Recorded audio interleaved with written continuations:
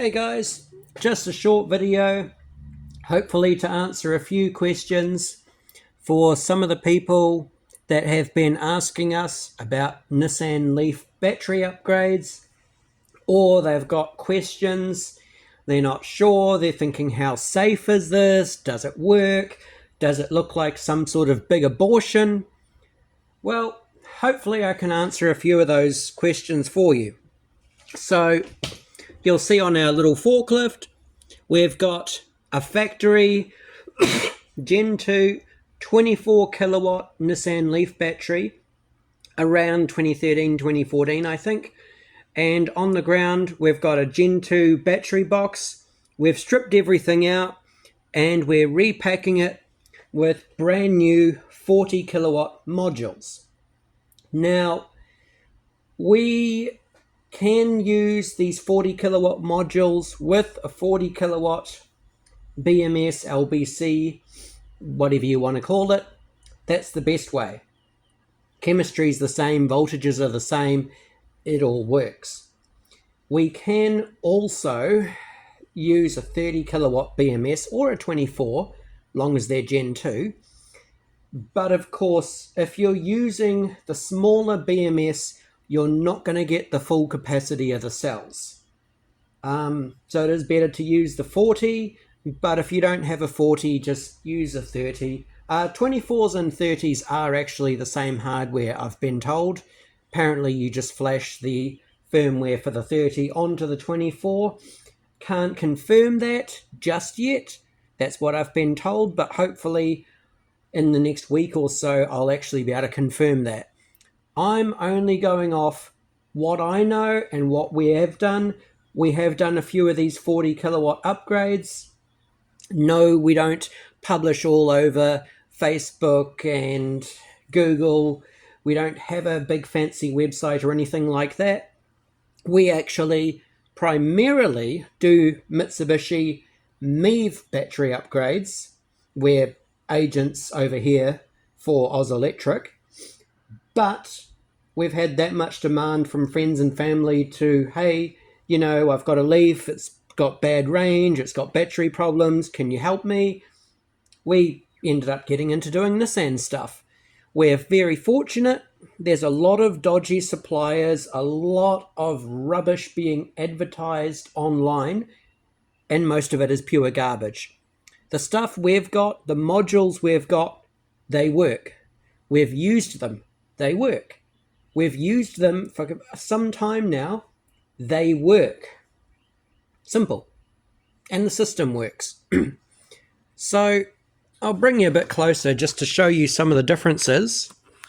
So this is your upgraded 40 kilowatt pack. We do need to grab a little bit of the wiring, you know, put the plug in, put the battery disconnect, and we've got one more wiring loom to install that connects up the modules to the BMS, but that's it. Yes, I know the middle of the battery's empty. That's the whole point. We don't need it. This is 40 kilowatts. There's a big chunk in the middle that we don't use, just don't need to. When you look at the factory Leaf battery, you know this is 24 kilowatts, it's full. There's a lot going on here. You know, you have a look at these, you've got all of these. Of course, these are 2 cells per module, per can, but you've got a lot going on here. Then you look at this again and it's like, well, it shows you how much the technology's advanced. This is double, nearly double, the capacity compared to this, but it takes up much less physical space. It depends on your mounting hardware, how much lighter it is. It's still about 30, 40 kgs lighter, I think, from memory, but way more energy density. And because you're not pushing these cells as hard, you're still asking the same power from these or from these. But because these have much more energy in them, you're not pushing them as hard. You ask 80 kilowatts from these, then you're not pushing them anywhere near as hard compared to asking 80 kilowatts out of this old tired 24 kilowatt pack. So we do expect them to last a lot longer. And yeah, as you can see, we're actually using our own proprietary laser cut mounting plates. We don't grind, cut, weld, drill, none of that garbage. We actually tap onto the factory bolt holes, and that way the battery pack stays watertight, stays structural.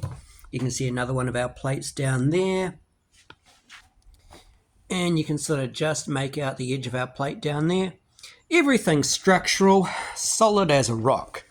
I mean, yeah, it's not, I'm pushing the whole battery pack. I can't push a module. This is bolted down.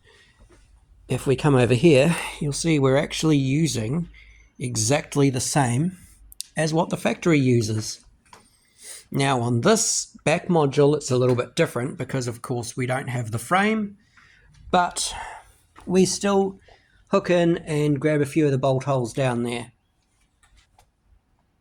So yeah, hopefully that answers a few of the questions. I'm sure there's probably a whole lot of people that will disagree with most of what I said. That's fine. Go and do your research. Go and do a few of these battery upgrades yourself. Once you've done a few, then come back and talk. As I said, we've been doing this for a little while now. It works. The system works. There are other capacities that we can do, but the 40 kilowatt ones work. They're good, they work. We can get, we did a 68 kilowatt recently, you know, it's, yeah. Can we put 68 kilowatts into this box? Yes. Is it pretty? Don't look at it too close. Does it meet the rules and regulations here in New Zealand? Probably not. Maybe, but probably not. But whatever, his car, his rules, he wanted it done. He was willing to pay to make it happen, and it worked. Worked really well.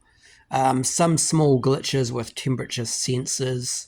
You know, we went from 40 kilowatts up to 68. Some small issues with temperature sensor differences and wiring loom differences on a 40 compared to a 62, but whatever. It works. Make it work. So yeah, hopefully that answers some of the questions and probably gives you a glimpse of how messy our workshop is as well. If you're interested to know more and you're in New Zealand, Auckland, just flick us a message or Google TechWhiz.